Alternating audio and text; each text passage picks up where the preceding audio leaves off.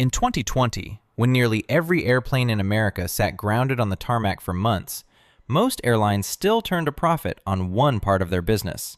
It wasn't ticket sales, it wasn't cargo, it was a small plastic card in your wallet. While planes gathered dust, banks kept paying airlines billions of dollars for something that had almost nothing to do with flying at all. Think about what actually happens when you sign up for an airline credit card. You picture the airline as the one selling you a card that earns points toward flights. That's not quite what's happening. The airline isn't really in the credit card business. A bank is. Chase, American Express, Citi, these are the companies actually issuing the card, extending you credit, and taking on the risk if you don't pay your bill. What the airline sells to the bank is something else entirely: the miles themselves. Here's the arrangement in its simplest form. The bank pays the airline, often somewhere between 1 and 2 cents, for every single mile it awards to a cardholder. That might sound tiny, but multiply it across tens of millions of cardholders, earning thousands of miles a year, and the number becomes enormous. Delta alone has disclosed that its co-branded credit card partnership with American Express generates billions of dollars in revenue every year, a figure that in some years has approached or even exceeded the profit the airline earns from actually flying passengers. This is where the math gets strange, in a good way for airlines. Selling a seat on a plane involves fuel costs, crew salaries, airport fees, maintenance, and the constant risk of delays, cancellations, and half-empty flights. Selling a mile to a bank involves almost none of that. The airline doesn't need to fly a single additional passenger to generate this revenue. It simply needs cardholders to keep swiping, and the bank keeps paying for every mile awarded, whether or not those miles are ever redeemed for an actual flight. Now here's the part that surprises most people. The airline actually benefits when you don't redeem your miles right away. Every mile sitting unused in your account is a mile the airline has already been paid for by the bank, but hasn't yet had to provide a seat for. Financial analysts sometimes call this an accounting liability, since technically the airline owes you a flight eventually. But in practice, a portion of miles are never redeemed at all. Some expire, some sit forgotten in dormant accounts, and the airline pockets that revenue with no obligation ever coming due. Economist and airline industry analyst Henry Hartevelt, who has studied loyalty program economics for years, has pointed out that airline loyalty programs function less like a reward system and more like a separate, highly profitable financial product that happens to be denominated in miles instead of dollars. So why would a bank agree to pay airlines this much money for miles? Because the banks make their money somewhere else in the chain. Every time you swipe an airline credit card, the merchant on the other end pays what's called an interchange fee, typically between 1 and 3% of the transaction, split between the bank and the payment network. On top of that, many cardholders carry a balance and pay interest, sometimes north of 20% annually. Banks are willing to pay airlines generously for the miles because the card itself, through interchange fees and interest, generates far more revenue than what they're paying the airline for those miles in the first place.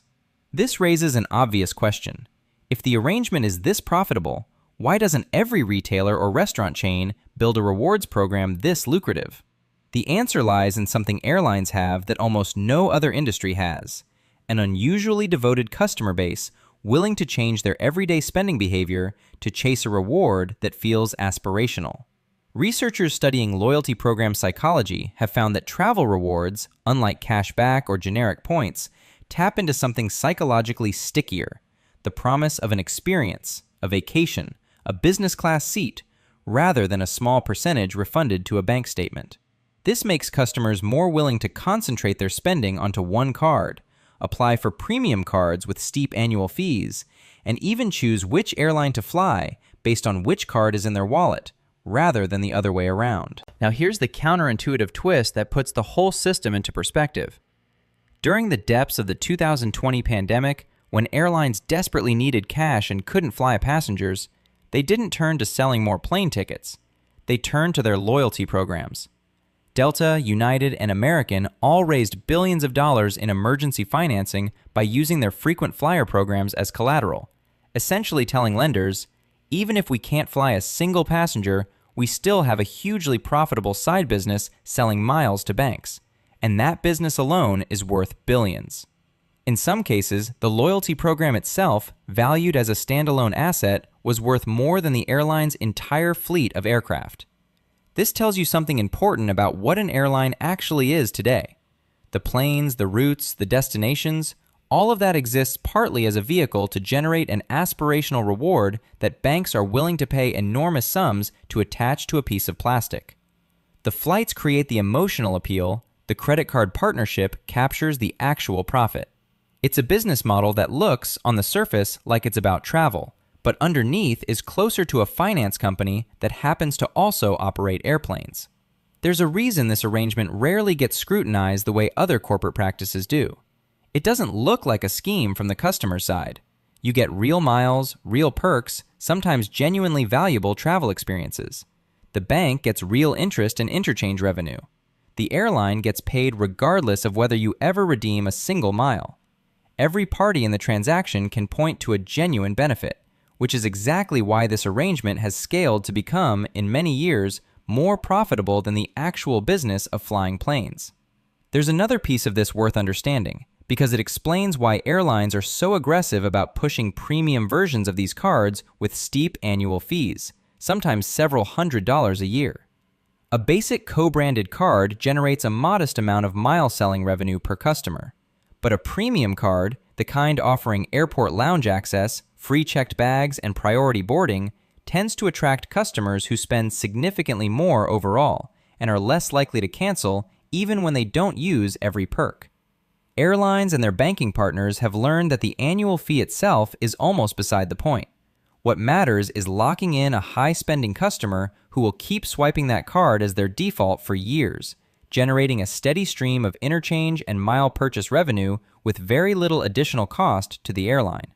This also explains a pattern frequent flyers have noticed over the past decade. Many airline loyalty programs have shifted away from rewarding how many miles you fly and toward rewarding how much money you spend, both in the air and on the co-branded card. Under the older system, a heavy leisure traveler flying discount fares might rack up more miles than a business traveler spending heavily on a premium card.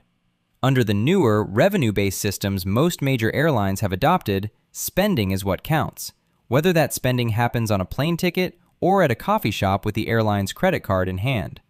This shift makes perfect sense once you realize the credit card partnership isn't a side business bolted onto the airline.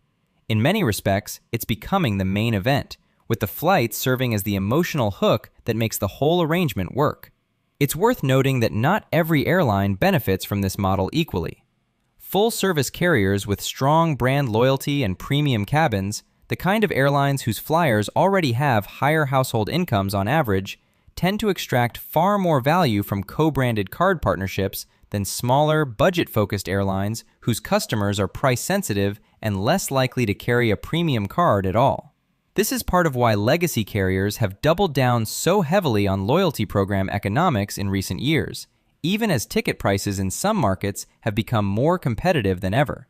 The plane ticket business might be a tough, thin-margin industry prone to fuel price swings and economic downturns. The loyalty program business, by contrast, looks a lot more like a stable, high-margin financial services company, largely insulated from the very turbulence that defines the rest of the airline industry.